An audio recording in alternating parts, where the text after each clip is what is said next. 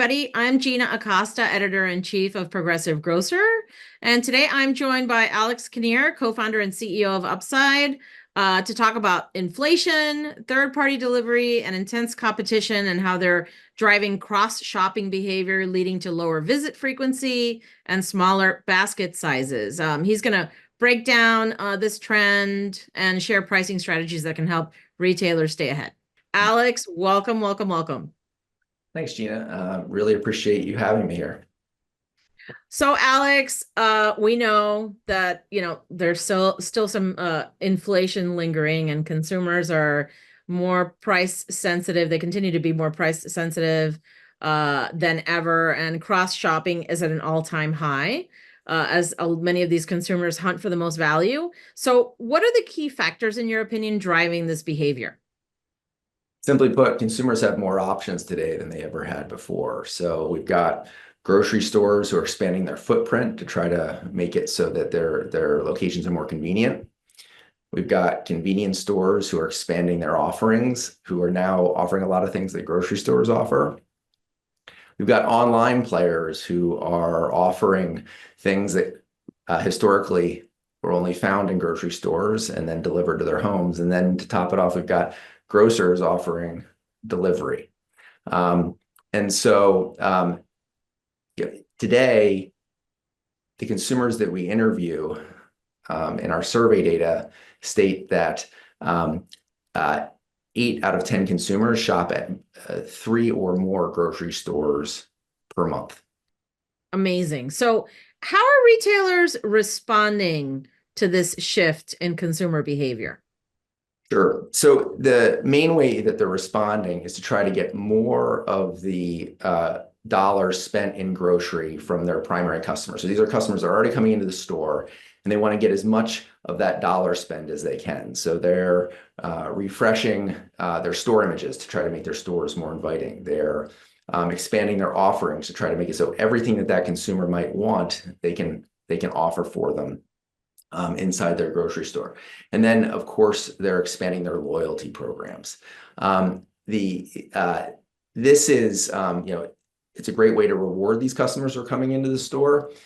But all of this investment to make these loyalty programs easier and easier to use and get more and more of the customers on them, the customers who are now in loyalty programs are typically in 8 other loyalty programs. And so the loyalty is more to being in loyalty programs than the underlying retailer itself, because they've made these programs so easy to be part of. Oh, that's fascinating. They're in 8 other programs. Wow, that's not something I've heard before. So let me ask you about pricing. So what pricing strategies are retailers considering to address these shifts in consumer behavior? Yeah, well, one of the big impacts of this focus on the primary customer is that it leaves the secondary and tertiary customer with less focus on it. And so when we think about the pricing strategies that retailers are taking on, the standard way was to invest in price, where you took a basket of goods and you lower the price of those goods. That's effective for getting your primary customers that are in your store who wouldn't have bought from that basket to buy from it, and that can drive increased margin dollars. The challenge is twofold. One is that the customers who would have been buying those items anyway, when they buy them, it reduces your margin dollars, or it cannibalizes your margin dollars. And lastly, it doesn't do a lot to get secondary and tertiary customers into the store. So there are some new pricing strategies that retailers are talking about. One of the more advanced is a retailer-centric pricing strategy called dynamic pricing. So the idea here is from probably the most common example is from the airline industry.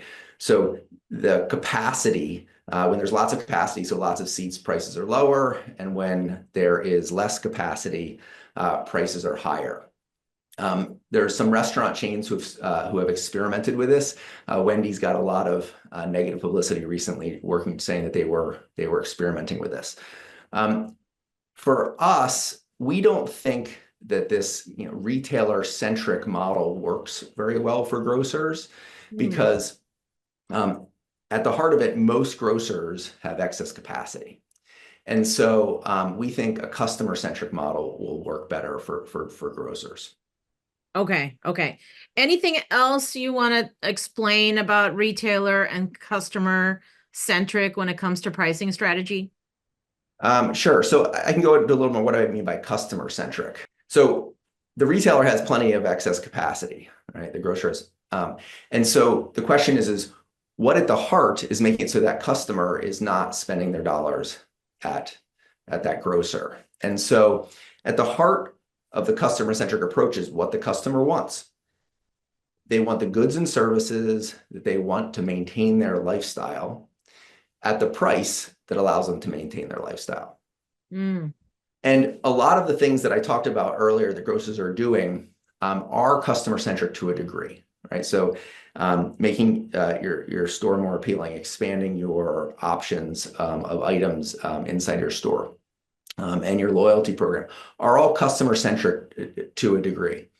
The question is what more could be done? Right, right. So let me ask you, what pricing strategy do you think gets more customers in the store? So personalized promotion, I think, is the best is definitely the best way to go. So this is you're not raising price on anybody. That has a lot of negative societal connotations. Instead, you're finding what is the smallest possible discount that gets that consumer to drive that incremental action into your store. So it's really understanding at the heart of it, what do they need to maintain their lifestyle? And what's that smallest possible discount that gets them to buy it from you to help them meet the price point they need to maintain their lifestyle. Can you give us a practical example of how personalized promotions work and why they're more effective than generic offers? Sure thing. So let's start with generic, right? So you discount a basket of goods or an item, and for the consumers that aren't buying that basket of anything in that basket of good or that item, when they buy it, that can be margin dollar accretive. However, for all the consumers that were already buying it, if they buy any of those items, it can be cannibalistic. So even if the margin dollar increase is higher than the cannibalization, it's still just not very efficient. So Mm. true personalized promotions, there's three components that you need to really do this well. So the first is you need to understand the margin profile of the consumer. So you have this individual consumer, exactly how many gross margin dollars were you earning off of that consumer historically. Secondly, you now want to understand exactly what personalized promotion will drive incremental margin dollars into your store. So you can do this through price sensitivity analysis within your own store, but it's even more powerful to have a data set that can tell you how that consumer reacts to discount or pricing signals outside of your store. And we find that the best data source are how they react to personalized promotions in other brick and mortar businesses. So things like convenience or gas or restaurant or home improvement. And then the third thing is you need a way to connect that consumer on a one-on-one basis. Now, I realize you asked for a specific example, so I'll give you two, because that was a long-winded way to get to it. So the first is that let's say that it's a new customer. A new customer that you can see that they have a zero margin dollar profile at your store, meaning they've never been there. You have never earned any money off of them. And you can see from the data set that they are visiting other types of stores that they've never been to before for 7% off. Mm. So with that data set, you have a way to work with them individually. You give them 7% to come into your store. Now, that's a large number, but it can drive them to come into the store to drive incremental margin dollars into your store. Now, without that data set, you might have given them 3% and they wouldn't have come. Or you might have given them 10 and lost 3. So that's example one. A second example, this is for a customer that has been coming to your store. When you study their margin, their historical margin dollars, and you look inside where those margin dollars are coming from, what you see is that they're not buying any paper towels, they're not buying any cleaning products from you. Well, it's highly unlikely that they're not buying any paper towels or cleaning products. They're just not buying it from you. And so you can look into a data set and see that for other types of retailers that they're going to, with a 3% offer, they're increasing their spend 20% at those retailers. And so you can give them 3% off, and then all of a sudden what you see is their basket sizes start going up. And when you look inside their basket size, inside their baskets, what do you see?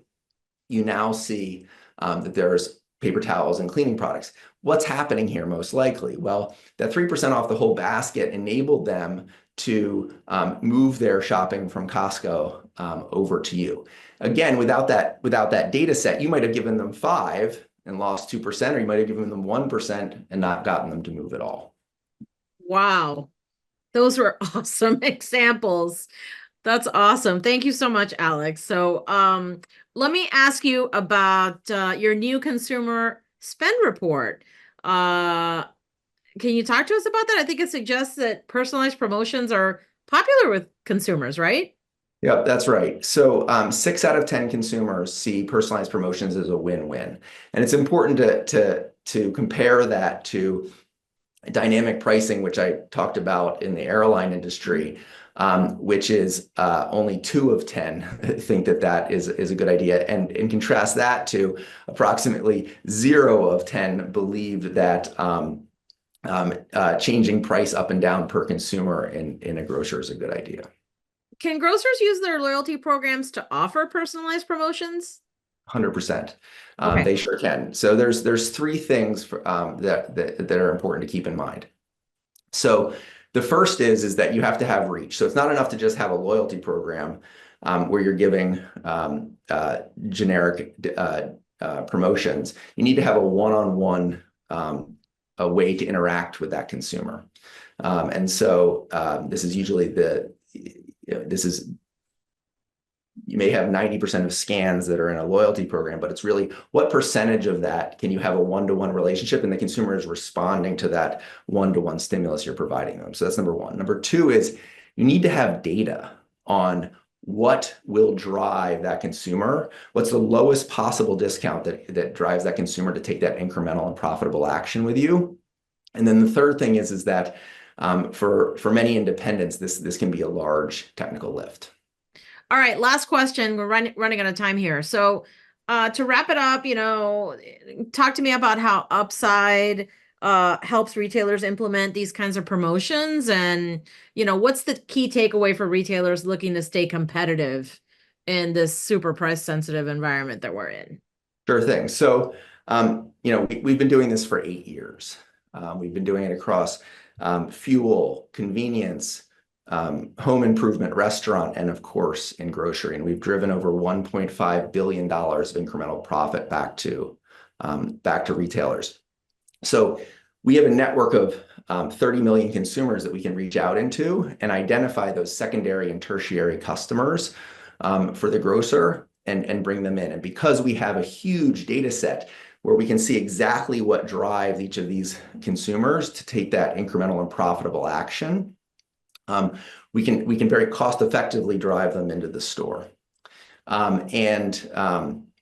We do this in the way where there's no OpEx or CapEx.